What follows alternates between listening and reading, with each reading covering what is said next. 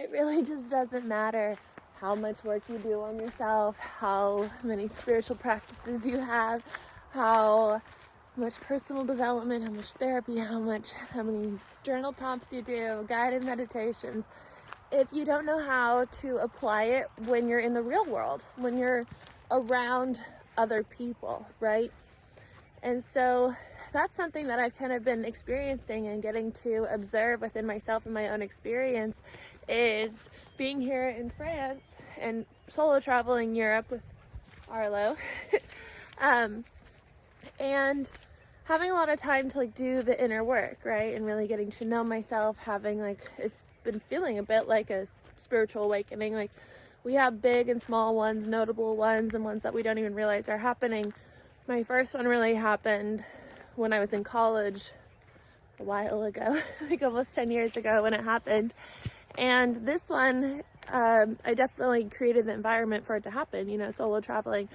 And so when I have people come visit, it's like wonderful. But then I'm like, wow, I've changed so much. And then there's still their same idea of me, expectation of me being a certain way. And then there's that part where you have to learn to step into who you are around other people and not just fall back into other people's expectation or memory of you. So it's all part of the human experience, right? Arlo, come on. Come on. Arlo, come. Come on. Arlo, let's go. Gets a little fixated on things. Hi, baby.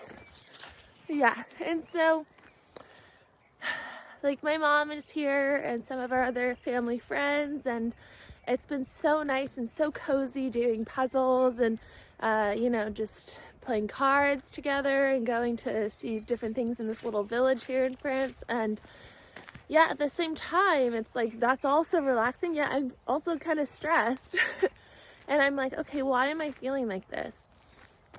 And it's because it's like, you almost, for me at least, this is my experience, and I know it's relatable, is like, I almost felt a few times like I didn't know who I was. Like, like I had known so deeply and truly who I am in this travel experience and everything. Oh, there's like a big puddle right here. And then when other people are around who remember me from, you know, 10 years ago, or my mom just has like so many different ideas of me, like I'm her child, it's like, wow, where am I? Like, where's my routine is different, everything's different, my diet's different. And so trying to like pull back my own self, my own vibration, and fully embodying that, and not worrying about what other people think or say or anything. Not that they even would say anything negative, but it's just like, it's such an internal process. People's expectation, like the expectation theory or effect, there's a book on it. It's like people's expectation of you and your expectation of others and how things are going to be, right, is how we create reality. And we bring out things in other people by the expectation. So if we're not aware of that, then we become what other people perceive us to be. And no one can perceive you to be the way that you perceive yourself. We all have different lenses based off of our own experience and everything that we've gone through. And so, yeah, there's so much to it. You know, even just like at dinner or lunch the other day, I tried some oysters and my mom was like, that's not like her. Like, she's not adventurous with eating. And I'm like, well, that's not true. You know, and had I just been like, oh, you know, I guess I'm not, then, like, because that's what we do growing up, people tell us who we are. And now with this awareness of being an adult and everything, we get to become aware of how we're just playing out a role based off of what other people tell us we are. Like, someone might be like really helpful, and it's like, oh, I know I'm just really helpful. And then people find their worth from being really helpful. And so I do think it's so important to get quiet, whether you're solo traveling or spending time in meditation or journaling or whatever, and get to know yourself there. But then have the courage and the confidence to fully embody who you are. And whether you have to verbally tell someone like, no, that's not me anymore, or that's never been me, or maybe you just have to be in your energy, like have that internal dialogue where you can tell yourself like, no, I remember who I am. No, like I accept who I am. Like in this process of losing the keys for this house here from this family friend, it's like I lost all the gate keys and all the keys on this ring, and I've been looking nonstop forever. It feels like for 5-6 days. And I learned that in this process of like disappointing other people, that I just have to have that internal dialogue, like, it's okay, you know, there's nothing that can be done. If you can fix it, why worry? If you can't fix it, why worry?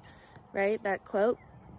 And so I was like, oh, like I've done my best. I'm doing my best. I'm looking. I know I'm doing my best. I'm always doing my best. And that's what we have to remind ourselves, that even if it upsets other people, whatever it is, you're always just doing your best, and you have to be your biggest advocate internally, at least, and find that support for yourself, and that, you know, centeredness, and that knowing, and, you know, you are doing your best, you are worthy, you know, you are not responsible for how other people feel or whatever.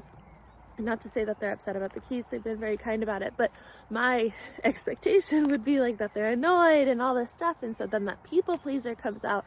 And so then doing the internal work of, you know, working on the people pleaser part, but then also in the external, like not being overly apologetic, but, you know, saying that you are sorry and that, you know, whatever. But being overly apologetic and all these things, it comes from a place of just not being centered in yourself. And that's like the word overly, right? And so, yeah, it's such a practice. And they always say, like, just see how far you've come in your spiritual work when you're around your family. And I don't think it's just around family. Like for me, with being so on my own and then being around people, it's a shock almost. And so finding your center in both, in your center, in your work, in your spiritual work, in your alone time, but then even better if you can bring that in when you're around other people. And I think that's where the true healing and evolution and enlightenment, whatever you want to call it, would be. If you can truly accept yourself and love yourself and know yourself around any kind of environment, any kind of person, any kind of thing that's happening in your life, that's when you have succeeded. So that's my message for today. I haven't posted in a couple of days because I've just been processing this, and the energy has been very heavy. I don't know what's going on astrologically. I was trying to read it. I know eclipse season's coming up, and I heard other people talking about how they're like in a kind of weird place, and I was like, this is so heavy. It feels like mud, like working through these things. I was like, I'm trying to find myself. And so I found myself in the mud, and I'm rising and remembering all that I am and all that I've become and all that I've remembered. And so if you're moving through something like that too, it's like, just know you'll get through it, and just be patient with yourself and give yourself what you need. Maybe you need alone time. If you're around a lot of people, maybe it's something different. But yeah, I think a lot of us are going through this. So I will see you in tomorrow's video.